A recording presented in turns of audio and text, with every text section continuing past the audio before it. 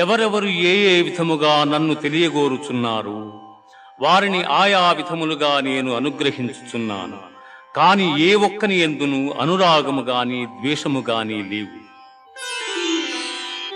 యస్య సర్వే సమారంభాః కామ సంకల్ప వర్జితాః జ్ఞానాగ్నిదగ్ధ కర్మాణం తమాహుః పండితం బుధాః.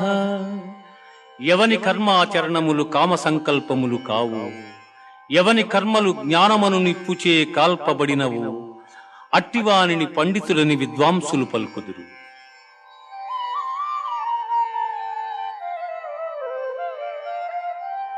బ్రహ్మార్పణం బ్రహ్మహవిః బ్రహ్మాగ్నౌ బ్రహ్మణాహుతం